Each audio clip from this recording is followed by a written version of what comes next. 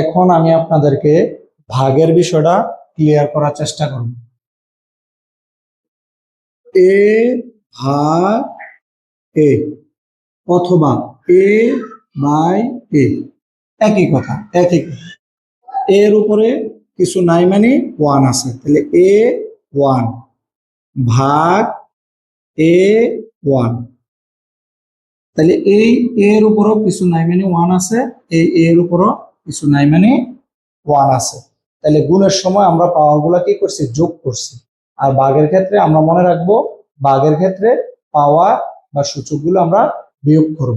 ঠিক আছে, তাহলে আমরা ভাগের ক্ষেত্রে কি করব, পাওয়ার গুলা বিয়োগ করব। তাহলে এখানে চলক যেহেতু সেম, তাহলে সেহেতু একটা চলক আমরা কমন নিলাম। তাহলে এখানে পাওয়ার ওয়ান আছে, এখানে মাইনাস, তাহলে এখানেও পাওয়ার ওয়ান আছে। ঠিক আছে, তাহলে one minus one is equal two A zero. ঠিক আছে, তাহলে এখানেও আমরা বলতে পারবো কি, এ এর উপর পাওয়ার ওয়ান আছে, এর উপরও পাওয়ার ওয়ান আছে, তাহলে একটা এ কমন নিলাম। আর ওয়ান মাইনাস ওয়ান, যেহেতু ভাগের সময় পাওয়ার গুলো বিয়োগ হয় সেহেতু ওয়ান মাইনাস ওয়ান, তাহলে এ জিরো। ঠিক আছে, তাহলে এখানে আমরা যদি বলি এক্স স্কোয়ার ভাগ এক্স, ঠিক আছে, এটা কি হবে, অথবা এক্স স্কোয়ার বাই এক্স। ঠিক আছে, এটা কিভাবে হবে, তাহলে এক্স এখানে চলক সেম, এখানেও চলক সেম এক্স, তাহলে এক্স আমরা একটা এক্স কমন নিলাম, এখানে পাওয়ার কি আছে, টু আছে, এখানে কিছু নাই মানে ওয়ান আছে, তাহলে এক্স টু মাইনাস ওয়ান, তাহলে এক্স ওয়ান। তাহলে এক্স এই উপরে ওয়ান থাকা যে কথা, না থাকা এক কথা, এক কথা। তাহলে উপরে ওয়ান থাকা যে কথা, না থাকা এক কথা। তাহলে x one is equal two আমরা কি লিখতে পারি, এক্স। ঠিক সেম ভাবে আমরা এটাও বলতে পারি, এটাও, এটা আর এটা সেম, এটা আর এটা সেম। ঠিক আছে, তাহলে এক্স উপরে টু, নিচে কিছু নাই মানে ওয়ান, তাহলে টু মাইনাস ওয়ান, তাহলে এক্স ওয়ান। এক্স ওয়ান যে কথা, এক্স একই কথা। এখন আমরা যদি বলি এ কিউব ভাগ এ স্কোয়ার, ঠিক আছে, এটা কি হবে, তাহলে এখানে আমরা ভাগের সময় কি করব, পাওয়ার গুলা বিয়োগ করব। তাহলে এ ওয়ান, এ ওয়ান যে কথা, এ একই কথা। আবার আমরা যদি এ কিউব বাই এ স্কোয়ার, তাহলে এ কিউব মাইনাস টু, তাহলে এ ওয়ান, তাহলে এ ওয়ান যে কথা, এ একই কথা। ঠিক আছে, অথবা এই জিনিসটা আমরা বিকল্পভাবে বলতে পারবো এ কিউব বাই এ স্কোয়ার। ঠিক আছে, এটা যদি আমরা এভাবে লিখি, এ কিউব মানে কি, এ ইন্টু এ ইন্টু এ, এ তিনটা এ এর গুণফল হচ্ছে এ কিউব। আর এখানে এ স্কোয়ার মানে কি, এ ইন্টু এ।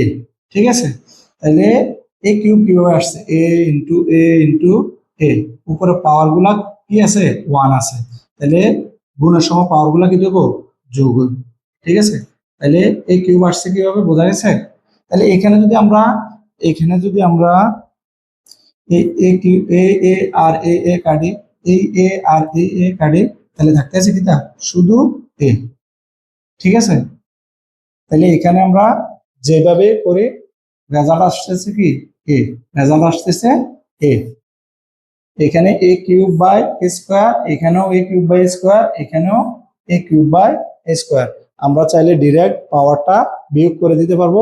আর আমরা যদি মনে করি যে এইভাবে কাটাকাটি করব, কাটাকাটি করলেও সেম ভাবে রেজাল্ট আসবে। এখন আমরা যদি বলি x square y square by x y, ঠিক আছে, এটা যদি আমরা বলি, তাহলে এক্স স্কোয়ার মানে কি, x into x, y square মানে ওয়াই ইন্টু ওয়াই, আর নিচে এক্স ইন্টু ওয়াই। ঠিক আছে, তাহলে এখানে আমরা যদি এই এক্স আর এই এক্স কাটি, এই ওয়াই আর এই ওয়াই কাটি, তাহলে উপরে থাকতেছে এক্স ইন্টু ওয়াই মানে এক্স ওয়াই, আর নিচে কিছু নাই মানে ওয়ান, তাহলে ওয়ান থাকা যে, না থাকা এ, তাহলে is equal to x y. ঠিক আছে, আবার আমরা যদি বলি এ কিউ বি সি ভাগ এ স্কোয়ার বি সি, এই ভাগটা কিভাবে, তাহলে এই ক্ষেত্রে আমরা আমরা যদি বলি এ কিউব মানে কি এ ইন্টু এ ইন্টু বি ইন্টু সি, তাহলে এ স্কোয়ার মানে কি এ ইন্টু এ দুইবার গুণ, আর বিসি মানে বি ইন্টু সি।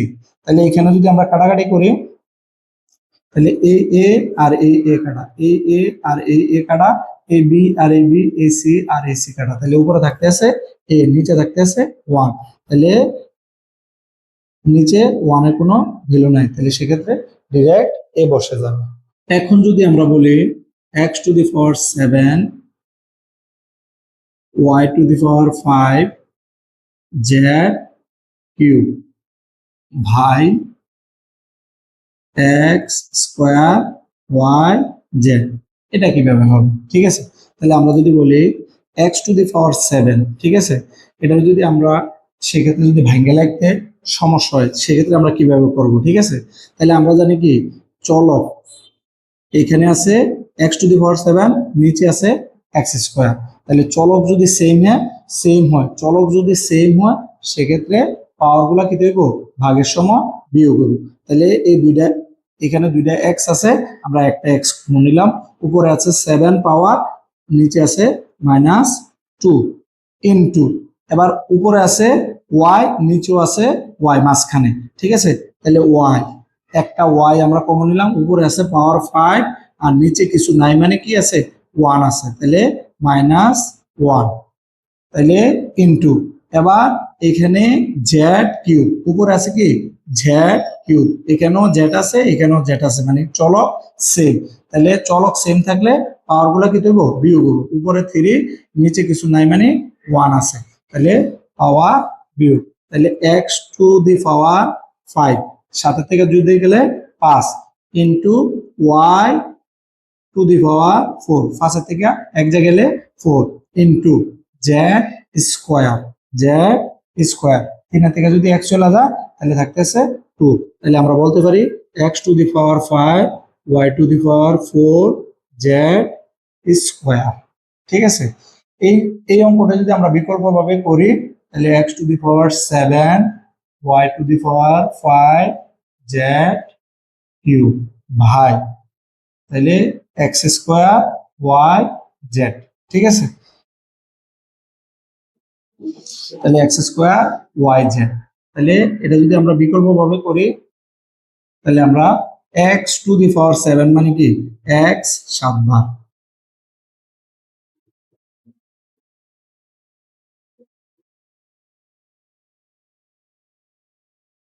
এক দুই তিন চার পাঁচ ছয়, তাহলে এক্স 7 বার, আর ওয়াই টু দি পাওয়ার 5 মানে কি ওয়াই 5 বার,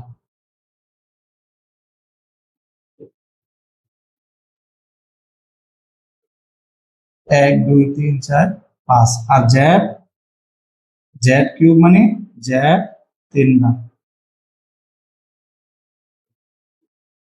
ঠিক আছে, আর নিচে এক্স স্কোয়ার মানে কি এক্স 2 বার ইন্টু ওয়াই জেড মানে ডিরেক্ট ওয়াই জেড গুণ হয়ে যাবে।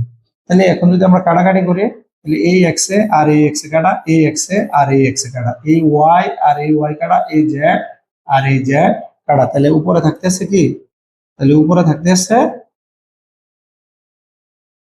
তাহলে উপরে কি থাকতেছে 1 2 3 4 5, তাহলে x to the power 5 x 5টা থাকতেছে, আর ওয়াই 1 2 3 4, তাহলে ওয়াই থাকতেছে কয়টা ওয়াই টু দি পাওয়ার 4, আর উপরে কি থাকতেছে জেড স্কোয়ার। ঠিক আছে, জেড স্কোয়ার।